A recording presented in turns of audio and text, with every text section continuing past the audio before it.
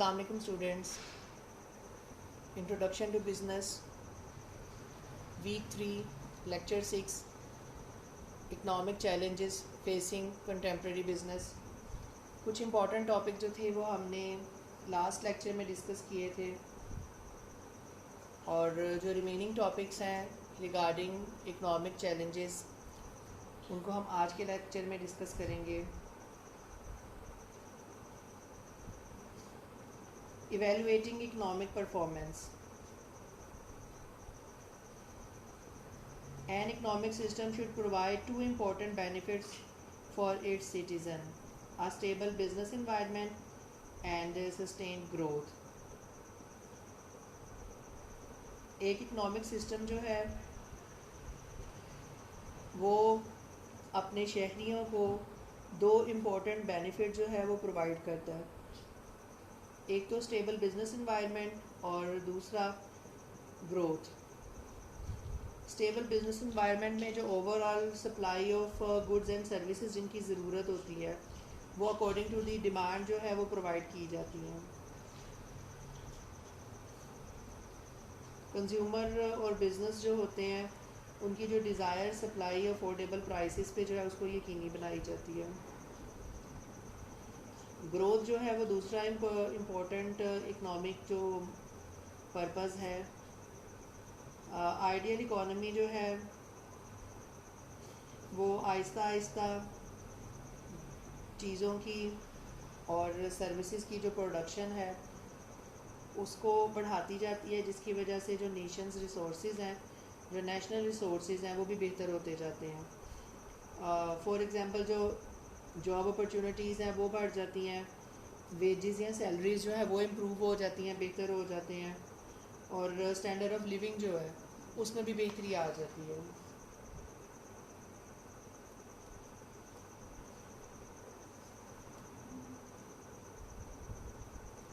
Flattening the business cycle.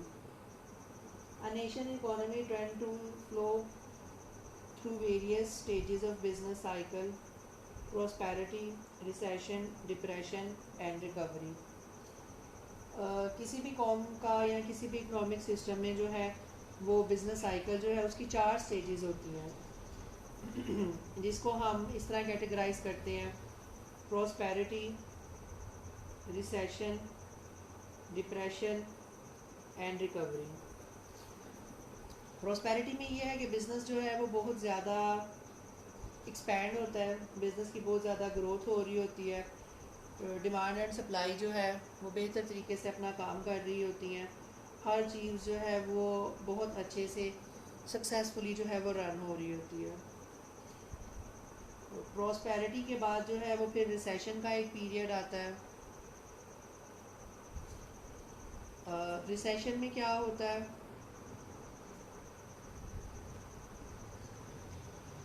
Cyclical economic contraction that last for 6 month और longer. कारोबार और businesses जो है वो सिकुड़ना शुरू हो जाते हैं, 6 महीने या से कुछ ज़्यादा जो है ये चलता है। इसमें जो कंज्यूमर्स होते हैं उनकी जो परचेजिंग पावर होती है वो या तो उसको कम कर देते हैं या उनको पोस्टपोन कर देते हैं।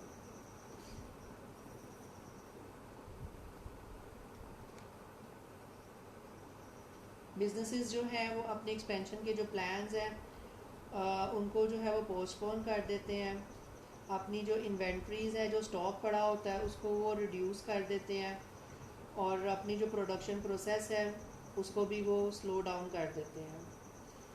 इवन जो उनकी वर्क फोर्स या एम्प्लॉयमेंट होती है उसको भी डाउन साइज करके राइट साइजिंग में अपने जो एम्प्लॉयज़ हैं उनको कन्वर्ट कर लेते हैं।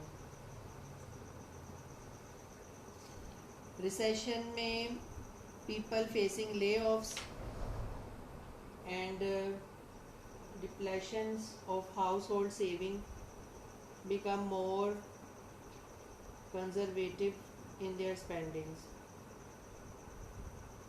हाउस होल्ड जो ज़रूरी खर्चा जात होते हैं उनमें भी कमी की जाती है, सेविंग जो है उनको इस्तेमाल किया जाता है, जो लग्जरी परचेजेज़ हैं या छुट्टियों वगैरह पे, पिकनिक वगैरह पे जाने के जो प्रोग्राम्स होते हैं उनको भी जो है वो पोस्टपोन कर दिया जाता है।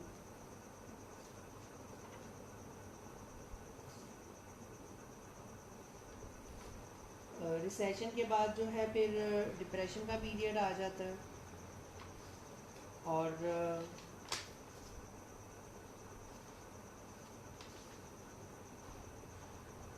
डिप्रेशन के बाद रिकवरी स्टार्ट हो जाती है।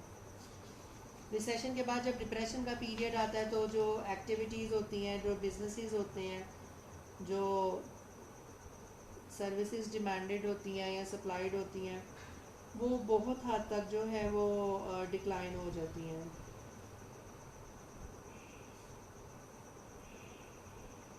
प्रोडक्टिविटी जो है आपकी वो बहुत लो हो जाती है। प्रोडक्टिविटी को हम किस तरह डिफाइन कर सकते हैं? Productivity is a relationship between the number of unit produced and the number of human and other production input necessary to produce them. कितने हम किसी भी चीज़ के प्रोडक्शन में कितने यूनिट्स बना रहे हैं, और वो यूनिट्स बनाने के लिए हमें कितने ह्यूमंस या वर्क फोर्स जो है उसकी ज़रूरत पड़ रही है। In general, as productivity rise, economy growth and the wealth of citizens also grow. In recession, productivity stalls or even decline. Productivity describes the relationship between number of unit produced and the number of human and other production input necessary to produce them. Productivity is a ratio of output to input. Productivity जो है, productivity के बढ़ने से बहुत से कारोबार जो हैं उनमें ग्रोथ होती है। कारोबार में ग्रोथ होने की वजह से जो इकोनॉमिक सिस्टम है वो ग्रो करता है। इकोनॉमिक सिस्टम के ग्रो करने की वजह से ओवरऑल जो स्टैंडर्ड ऑफ लिविंग है और वेजेस हैं, वो सारी की सारी चीज़ें जो हैं वो अपडेट और बेटर होती जाती हैं।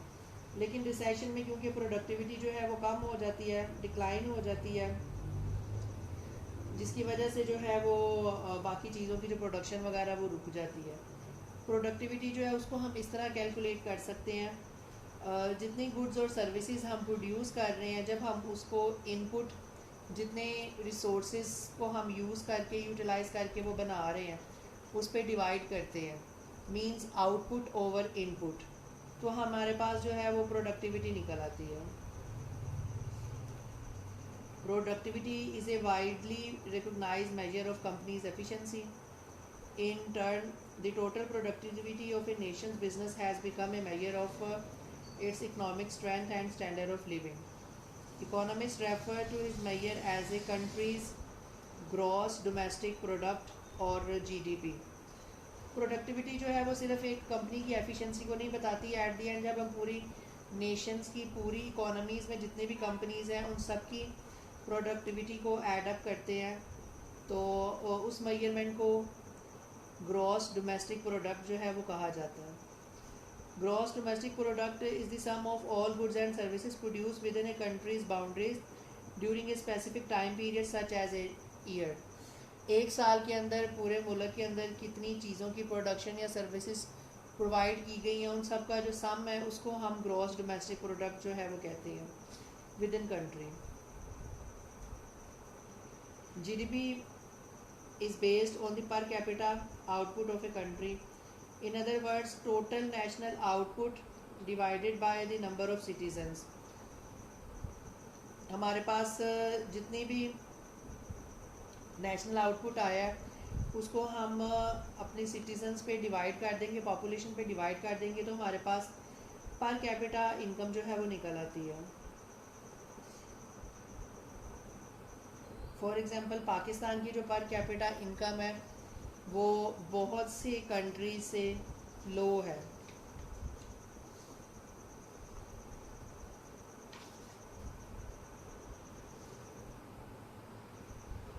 Price level changes,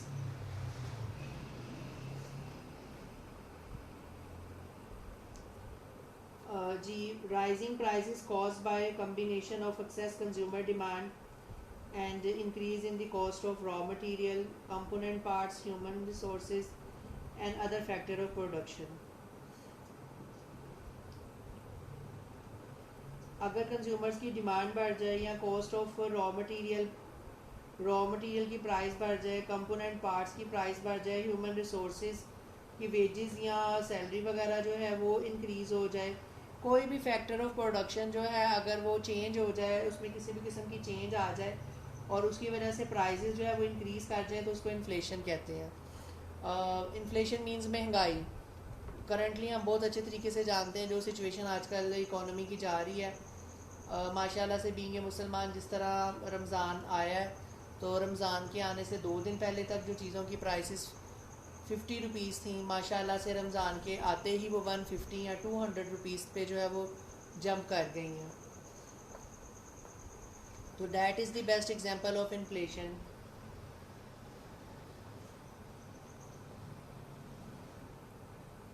The core inflation rate is the inflation rate of an economy after energy and food prices are removed.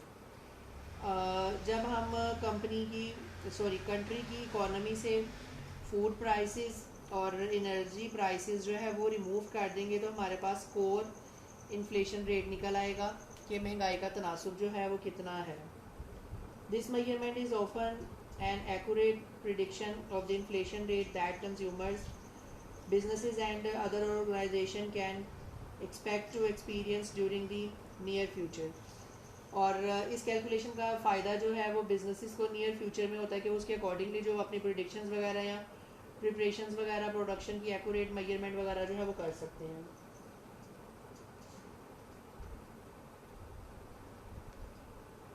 Same as it is hyper inflation mean economic situations characterized by soaring prices।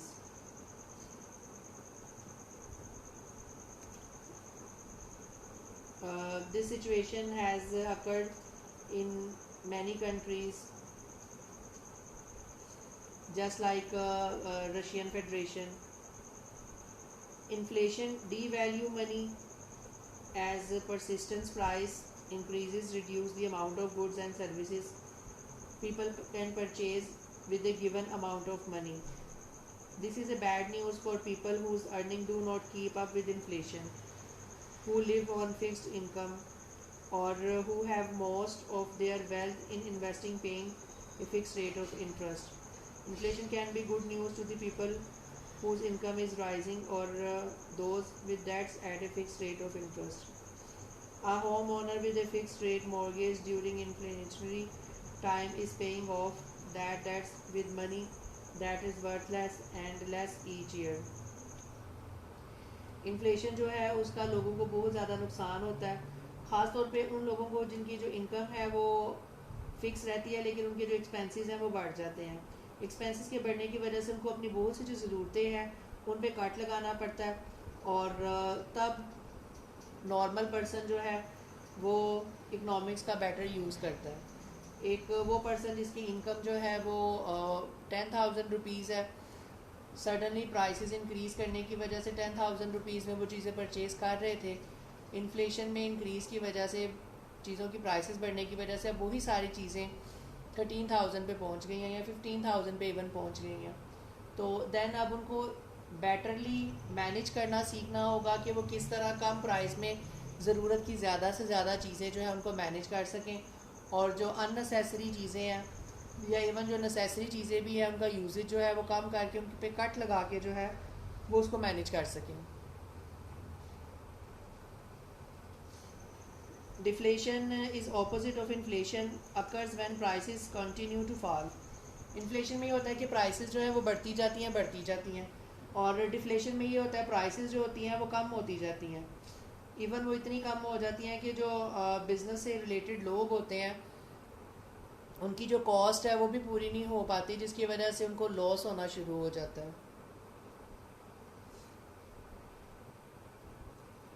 measuring price level changes, the government track changes its price level with the consumer price index CPI।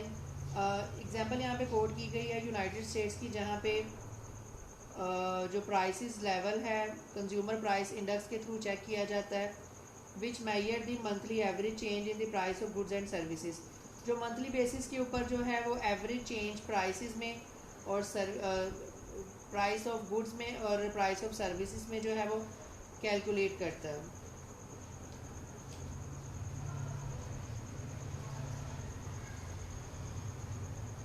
Employment levels.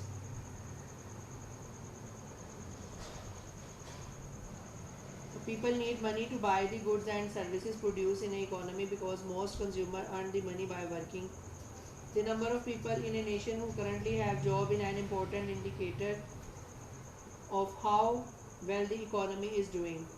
In general, employment has been on the rise or fall in any country. Although there have been some dips, areas that have seen gain include professional and technical services as well as education, healthcare and social assistance.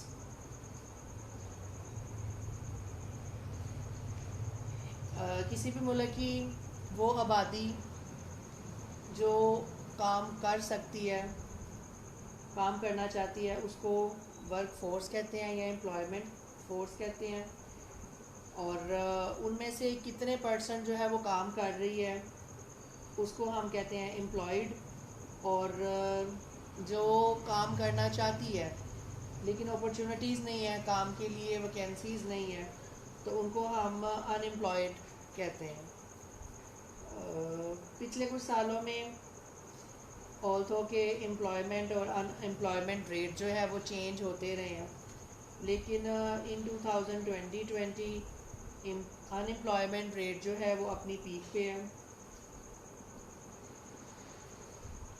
Unemployment rate means percentage of the total work force actively seeking out but are currently unemployed. जो काम करना तो चाहते हैं लेकिन उनके पास करने के लिए काम है नहीं, उन्हें अनएम्प्लॉयड कहा जाता है. और करंटली जो अनएम्प्लॉयड रेट है वो काफ़ी ज़्यादा पिछले 2-3 सालों की निस्बत इंक्रीज़ कर गया. Frictional unemployment. Frictional unemployment means applies to members of the workforce who are temporarily not working but are looking for job. जो वर्कफोर्स टेम्परेरीली जो है वो वर्किंग नहीं कर रही लेकिन जॉब ढूंढ रही है. मीन्स जिस तरह जॉबलेस हैं लास्ट 2-3 मंथ्स में, जो लोग काम कर भी रहे थे, जॉब्स में भी थे, बिफोर जनवरी में या दिसंबर में जो है वो डाउन साइजिंग या राइट साइजिंग की वजह से जो ऑर्गेनाइजेशंस हैं उन्होंने मिलियन जो लोग हैं उनको जो है वो फायर या रिटायर किया. Seasonal unemployment mean jobless of workers in a seasonal industry. कुछ वर्कर्स ऐसे हैं जो सीजनल एम्प्लॉयमेंट करते हैं. फॉर एग्ज़ाम्पल जब क्रॉप्स की हार्वेस्टिंग होती है तो उसमें बहुत ज़्यादा लेबर जो होती है वो सीजनल लेबर होती है. पूरा साल वो कोई और काम करते हैं लेकिन अप्रैल और मई जो गंदम की कटाई का हार्वेस्टिंग का सीज़न होता है उसमें वो सिर्फ सारे काम छोड़ के कंट्री साइड्स पे जाके हार्वेस्टिंग प्रोसेस जो है, कल्टीवेशन प्रोसेस जो है वो उसमें पार्टिसिपेट करते हैं और अपने लिए पूरे साल के अनाज का बंदोबस्त कर लेते हैं. There are 4 types of unemployment: frictional unemployment, seasonal unemployment, cyclical unemployment and structural unemployment. We already discussed frictional and seasonal unemployment. Now we are going to discuss cyclical unemployment. Cyclical unemployment include people who are out of work because of a cyclical contraction in the economy. Currently इस वक्त जो चल रही है पाकिस्तान में वो cyclic unemployment चल रही है. एक बीमारी की वजह से जो है वो इकोनॉमी जो है वो बिल्कुल स्टॉप हो गई है और इकोनॉमिकल एक्टिविटीज़ जो है वो ना होने के बराबर है. तो इस वजह से इकोनॉमिक एक्टिविटीज़ परफॉर्म नहीं हो रही तो लोग जो है वो काम नहीं कर पा रहे, बेरोज़गार हैं. इस इकोनॉमिक पीरियड में overall employment is likely to rise, but as growth slow and a recession begins, unemployment levels commonly rise. जो unemployment का level है वो increase कर जाता है. At such time even workers with good job skills may face temporary unemployment. और जो अच्छे खासे काबिल लोग, टैलेंटेड कैपेबल लोग हैं, उनको भी जो है वो टेम्परेरीली अनएम्प्लॉयमेंट का जो है वो सामना करना पड़ जाता है। फॉर एग्ज़ाम्पल करंटली जो है वो कुछ बिजनेसेस जो है वो ओपन है, रिमेनिंग मोस्ट ऑफ द जो बिजनेसेस हैं उन्होंने अपने जो एम्प्लॉय हैं उनको विदाउट पे जो है वो लीव पे भेजा हुआ है फॉर द मंथ और ट्वाइस और 3 month, don't know how much time they need to call them back. Structural unemployment applies to people who remain unemployed for long period of time. वो लोग जो ज़्यादा देर तक जो है वो अनएम्प्लॉय रहते हैं, अपनी अच्छी जॉब के लिए या न्यू जॉब के लिए वो स्ट्रगल करते रहते हैं, लेकिन उनको अच्छी जॉब नहीं मिलती और वो काफ़ी लंबे अरसे तक जो है वो अनएम्प्लॉयड रहते हैं, उनको स्ट्रक्चरल अनएम्प्लॉयमेंट में इंक्लूड करते हैं।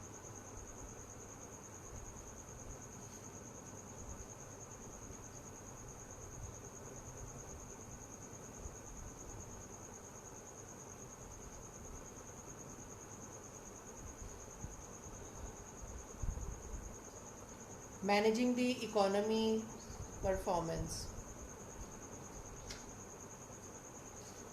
Government can use both monetary policies and fiscal policy in its effort to fight unemployment, increase business and consumer spending, and reduce the length and severity of economic recession. Government जो है वो monetary policy और physical policy को use करती है ताकि जो unemployment है उससे वो लड़ सके, उस पर काबू पा सके, बिजनेस एक्टिविटीज़ जो हैं उनको, कंज्यूमर स्पेंडिंग को बढ़ा सके और जो रिसेशन का पीरियड है उसको वो मिनिमाइज़ कर सके।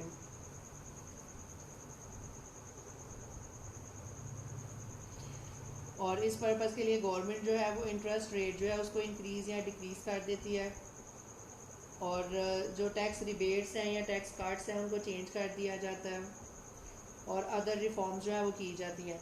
लाइक जिस तरह पाकिस्तान में जो है वो अभी करंटली कुछ बिजनेसेस जो हैं उनके ऊपर टैक्स रेट जो है उसको अपडेट किया है, रिवाइज़ किया है, और जो कंस्ट्रक्शन का एक सेक्टर है, एक पूरी इंडस्ट्री है, उसको जो है वो काफ़ी ज़्यादा जो है वो टैक्स रिबेट और टैक्स रिलैक्सेशंस वगैरह जो है वो प्रोवाइड की गई हैं। मॉनेटरी पॉलिसी क्या है और फिजिकल पॉलिसी क्या है, वन बाय वन डिस्कस करते हैं।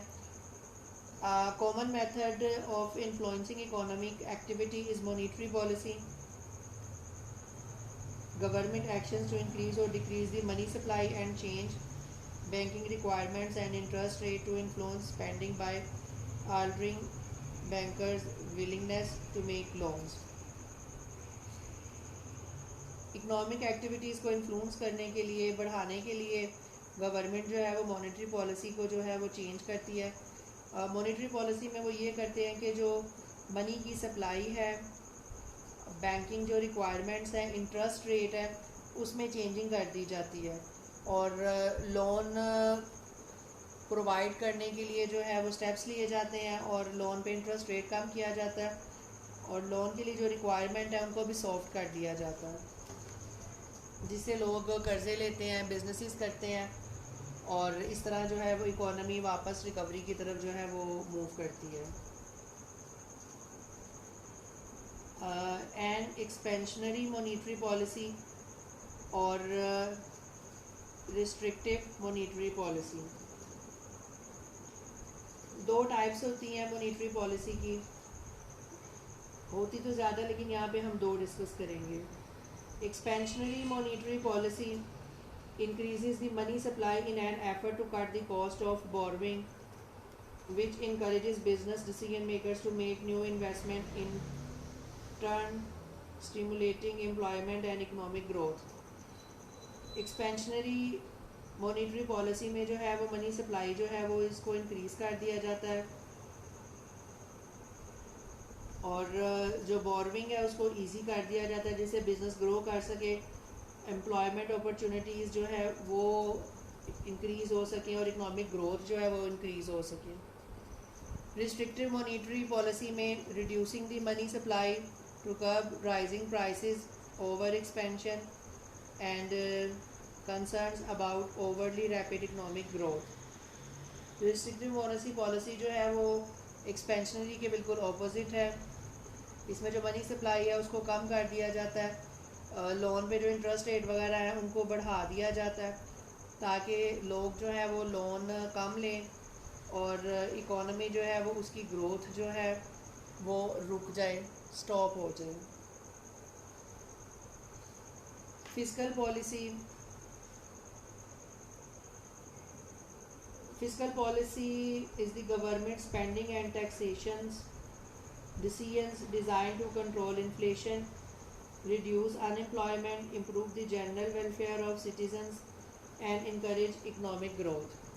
फिस्कल पॉलिसी वो पॉलिसी है जिसमें गवर्नमेंट जो है वो अपनी स्पेंडिंग और टैक्सेशन जो है उसको मैनेज करती है कि उसमें वो चेंज करके इन्फ्लेशन को, अनएम्प्लॉयमेंट को कंट्रोल कर सके, वेलफेयर ऑफ सिटीजनशिप जो है वो उसको इम्प्रूव कर सके और इकोनॉमिक ग्रोथ जो है वो उसको इनकरेज करे। International fiscal policy nations in the industrial world are currently struggling to find ways to help developing nations modernize their economies. जो इंडस्ट्रियलाइज नेशंस हैं, डेवलप नेशंस हैं, वो कोशिश कर रही हैं कि जो डेवलपिंग कंट्रीज़ हैं उनकी हेल्प की जाए ताकि वो अपनी इकोनॉमीज़ को मॉडर्नाइज कर ले। इसके लिए जो वो वर्किंग वगैरह चल रही है। और जो अफ्रीका के और एशिया के कंट्रीज़ है उनको जो है वो वर्ल्ड बैंक के थ्रू लोन्स वगैरह जो है और एड्स और ग्रांट्स वगैरह जो है वो प्रोवाइड की जा रही हैं ताकि वो अपना एग्रीकल्चरल, एजुकेशन और हेल्थ केयर जो है सिटीज़न की उनको बेटर कर सकें। The federal budget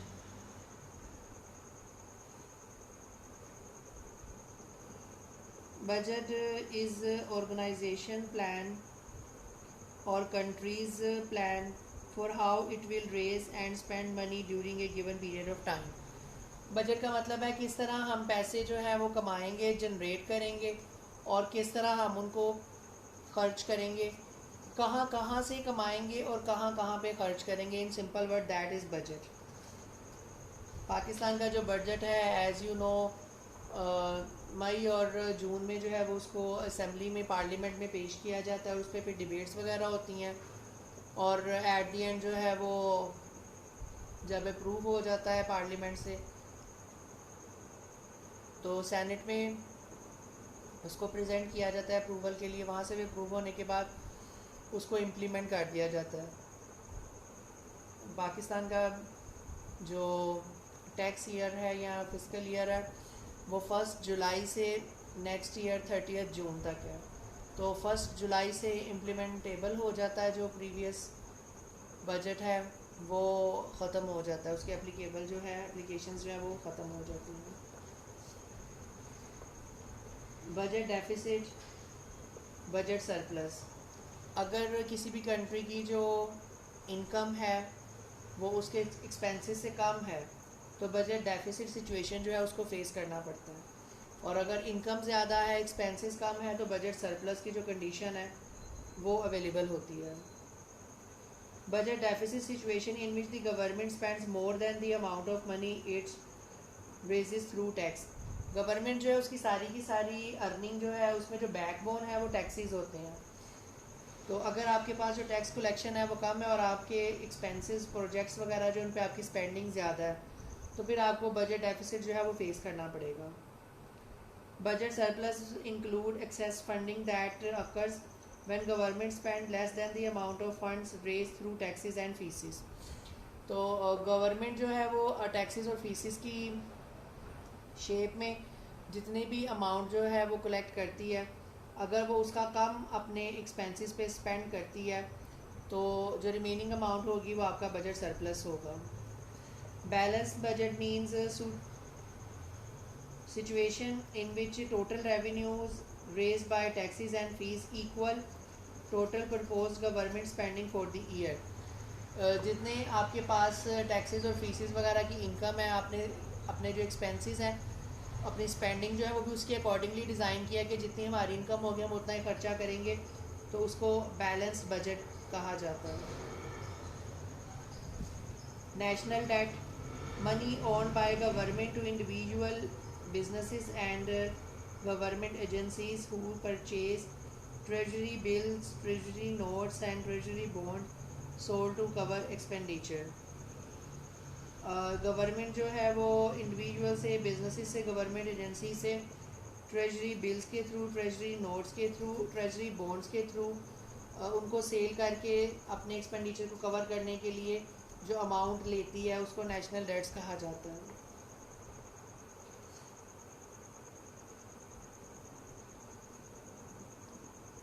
global economic challenges of the 21st century.